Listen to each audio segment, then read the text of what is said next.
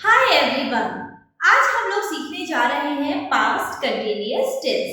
इस टेंस को हम कैसे यूज करेंगे, इसके क्या नियम होते हैं, वो सारी ही चीजें हम इस वीडियो में जानने वाले हैं। तो सबसे पहले तो जैसे आपको इसके नाम से पता लग रहा होगा, पास्ट कंटिन्यूअस टेंस। कोई भी एक्टिविटी जो पास्ट में यानी कि भूतकाल में कंटिन्यू थी यानी कि चल रही थी, तो उस वक्त आप यूज करते हैं पास्ट कंटिन्यूअस टेंस का।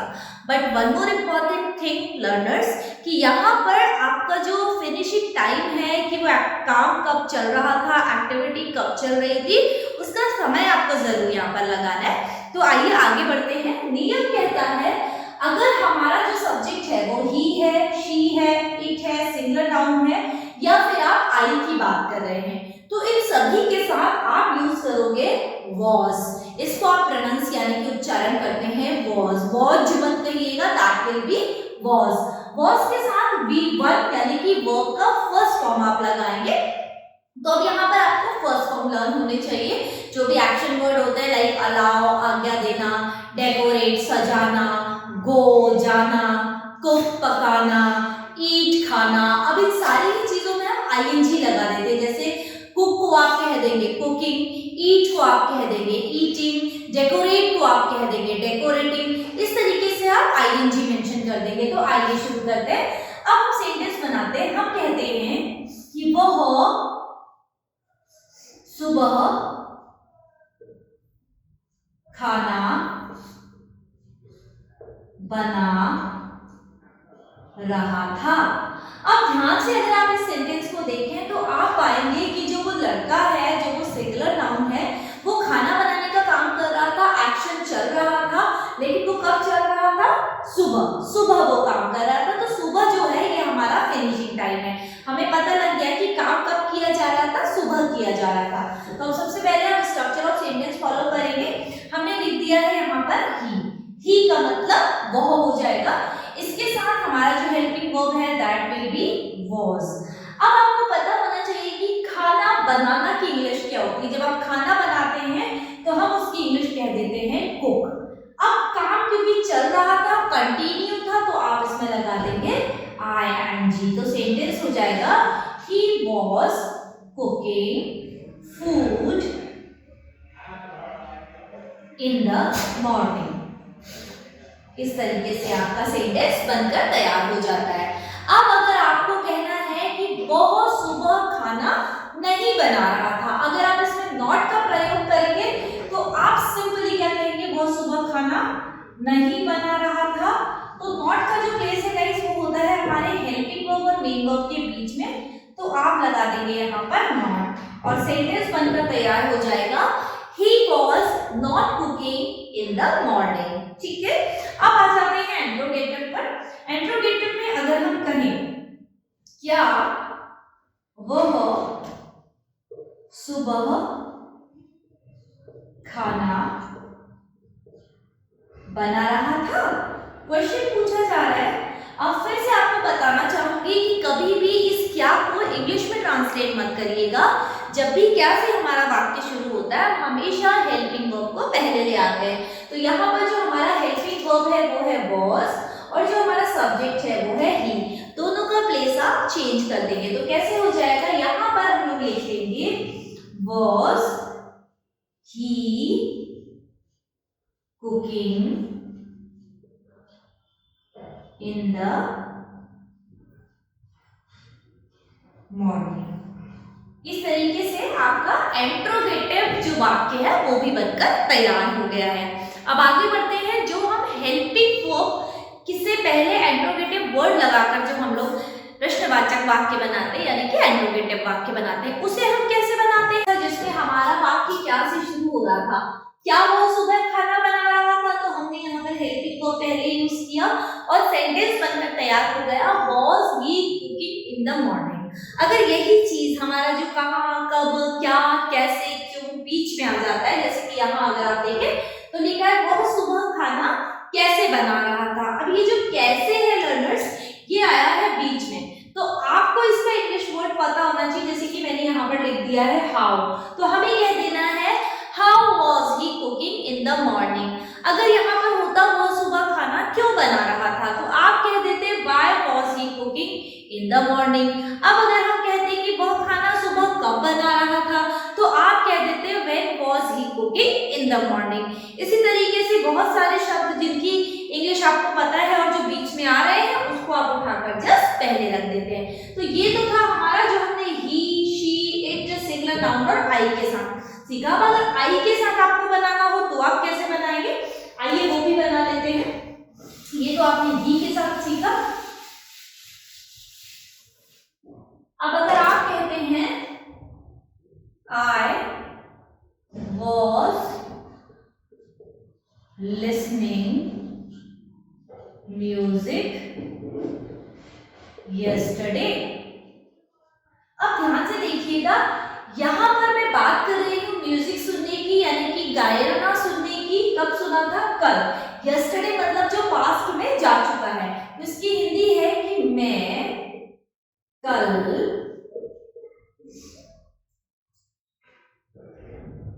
म्यूजिक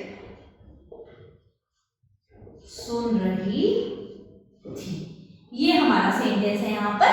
तो अगर आप था कहेंगे तो भी सेम सेंटेंस रहता है, वो डिपेंड करता है जेंडर पर, बट यहाँ पर आई और वाज सेम रहेगा, चाहे आप सिंगुलर हो, सॉरी चाहे आप बॉय हो चाहे आप गर्ल हो।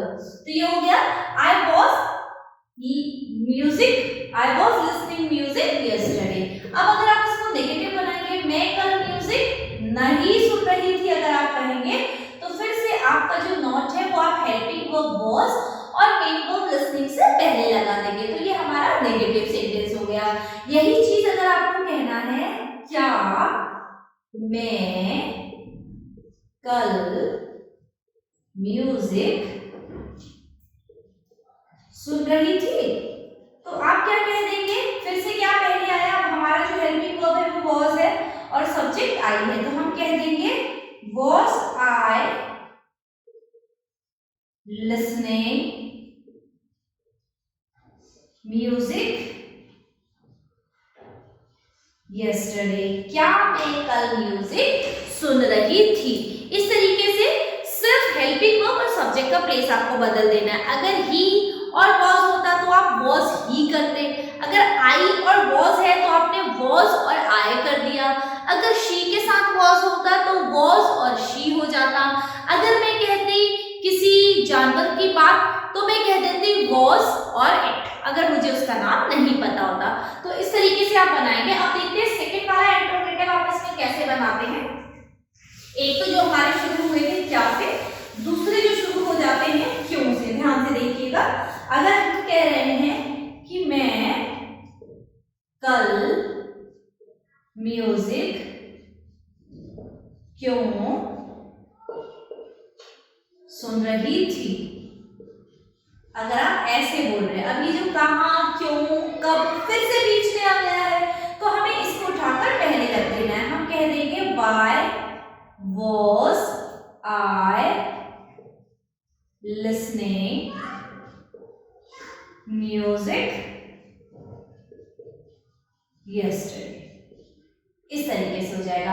अगर यहां पर होता मैं कल म्यूजिक कब सुन रही थी, तो आप कह देते when was I listening music yesterday. कहां सुन रही थी, where was I listening music yesterday. किसके साथ सुन रही थी, who was I listening music yesterday. इस तरीके से आप अलग अलग सेंटेंस बना सकते हैं। अब हम बात कर लेते हैं यहाँ पर हमारे प्लूरल सब्जेक्ट्स की, यानी कि अगर हमारा जो सब्जेक्ट है वो होता है यू, या फिर होता है वी, या फिर होता है दे, और या फिर एक से ज्यादा, जिसे आप प्लूरल नाउन कहते हैं, तो इनके साथ गाइस हम लगा लेते हैं वर। इसका जो प्रोनाउंसिएशन होता है वो होता है वर। कई सारे स्टूडेंट इसको वैर कह देते हैं, वो आपको नहीं कहना है, आप इसको वर कहेंगे। तो आइए सेंटेंस बनाते हैं। अब हम यहाँ पर कहते हैं कि हम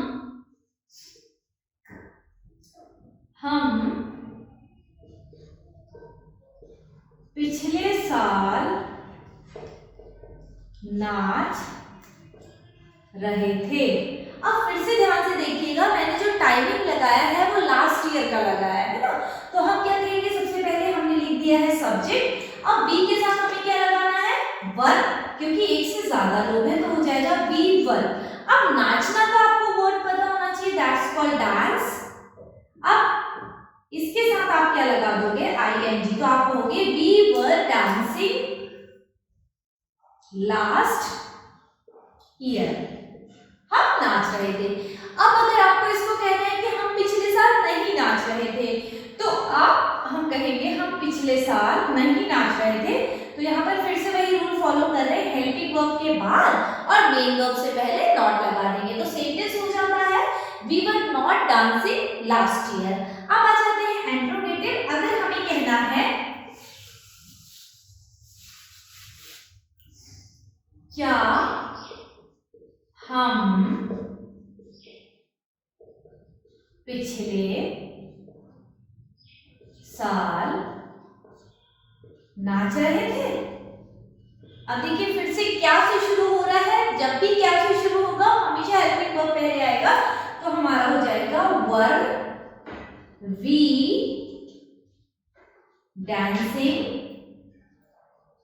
लास्ट ईयर। ये तो हो गया एक सेंटेंस। अब अगर आपने कहा सेंटेंस यहां से शुरू हो सकता है, हम पिछले साल कहाँ नाच रहे थे, क्यों नाच रहे थे, किसके साथ नाच रहे थे, कब नाच रहे थे, इस तरीके से आप सेंटेंसेस बनाएंगे। तो आप ये जो कहाँ है इस शब्द का इंग्लिश वेयर से पहले आप लिख देंगे। तो आपने क्या लिखा, where were we dancing last year. अगर होता कि कब नाच रहे थे तो आप लिख देते when were we dancing last year, क्यों नाच रहे थे, why were we dancing last year. इस तरीके से आप क्वेश्चंस बहुत सारे बना सकते हैं, फिर चाहे वो यू हो, वी हो, दे हो या फिर एक से ज्यादा की आप बात कर रहे हो। आई होप आपको इतना समझ में आया होगा। अब चलिए थोड़े से क्वेश्चंस बना लेते हैं कि किस तरीके से क्वेश्चंस बनेंगे इस टेंस के और कैसे आप आंसर करेंगे। तो आइए शुरू करते हैं। अब यहाँ पर सबसे पहले अगर आप किसी से पूछ रहे हैं तो आप कैसे पूछेंगे, आप बोलोगे was Ram studying at 2 PM? अब आपने कहा भैया क्या राम 2 बजे पढ़ रहा था, क्वेश्चन पूछ रहे हैं ना कि क्या राम 2 बजे पढ़ रहा था, तो सामने वाला आपको आंसर करेगा यस। अब राम एक है तो हमने was ही लगाना है, yes Ram was studying at 2 PM। इस तरीके से आप आंसर कर लेंगे। देखिए क्वेश्चन में जो हेल्पिंग वर्ब है सेम हेल्पिंग वर्ब सब्जेक्ट को आपको ध्यान रखना है, अकॉर्डिंगली फिर आपको आंसर कर देना है। अब अगर यही चीज आप राम से पूछ रहे हैं, ओके राम से आप पूछ रहे हैं भाई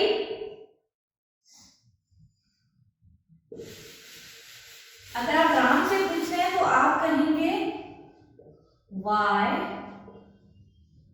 were you studying late night? अब आपने राम से कहा, राम को उसका नाम लेने की जरूरत नहीं है, आपका कॉन्वर्सेशन चल रहा है और आपने उससे कहा why were you studying late night? आप देर रात तक क्यों पढ़ रहे थे? तो राम आपको आंसर करेगा I was studying for my exams late night। उसका रीजन है कि भाई मेरे एग्जाम हैं इसलिए मैं देर रात तक पढ़ रहा था, अगर एग्जाम नहीं होते तो मैं भी वो नहीं पढ़ रहा होता। तो उसने कहा I was studying for my exams late night, मैं अपने एग्जाम्स के लिए देर रात तक पढ़ रहा था। Are you satisfied from his answer? Very good। अब आ जाते हैं आई के साथ। अब अगर आपको क्वेश्चन करना है आई के साथ तो आपका जो हेल्पिंग वर्ब है वो है सॉरी वो हो जाएगा was अगेन। तो आप कहेंगे was I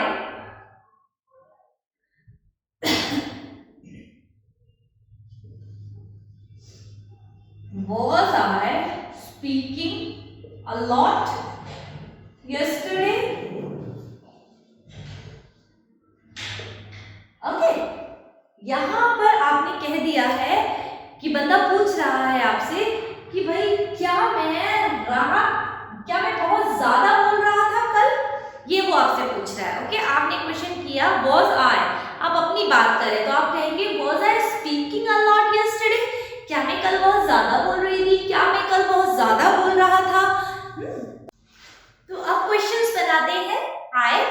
के साथ। तो कैसे शुरू करेंगे? हम कहेंगे was I behaving rudely with you at night? Question कर रहे हैं आप, ठीक है।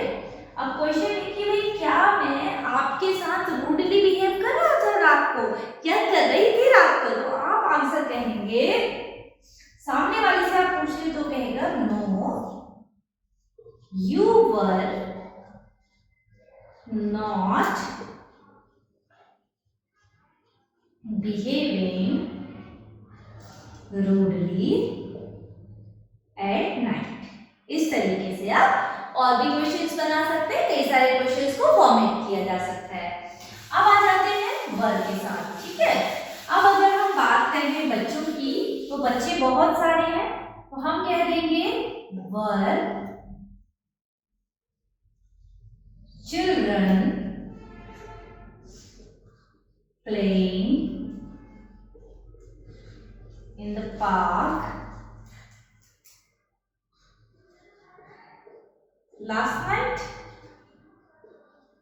अब यहाँ पर चिल्ड्रन मतलब एक से ज्यादा है, तो यहाँ पर पूछा जा रहा है भाई क्या बच्चे पिछली रात को पार्क में खेल रहे थे? तो आप आंसर करना है अगर पॉजिटिव तो आप कह दोगे yes children were playing in the park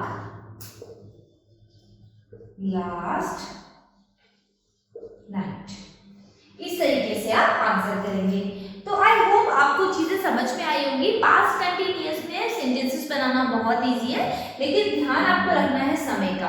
अगर आप नाइट लगा रहे हैं तो आप एट नाइट लगाएंगे, अगर आप इवनिंग मॉर्निंग बोल रहे हैं तो in the evening in the morning हो जाएगा। अगर आप आवर्स की बात करें, घंटे की बात करें, तो आप लगा दोगे एट 9 o'clock, एट 7 o'clock, इस तरीके से आप कह देंगे। अगर आप मंथ डेज यूज कर रहे हैं तो आप कह दोगे इन जैन, इन फैब। अगर आप वीकडेज की बात करें तो आप कहोगे ऑन मंडे, ऑन सैटरडे। अगर आप बात कर रहे हैं दिस मॉर्निंग या आपने कहा लास्ट इवनिंग, लास्ट नाइट, तो उससे पहले हम कोई प्रीपोजिशन नहीं लगाते हैं, ना तो इन, ना तो एट, ना तो ऑन। ये सिंपली आप अपने सेंटेंस में इंडल्ज कर देते हैं। तो आई होप आज का पास्ट कंटिन्यूअस कॉन्सेप्ट आपको समझ आया होगा। That's all for the day. Have a nice day. Bye bye.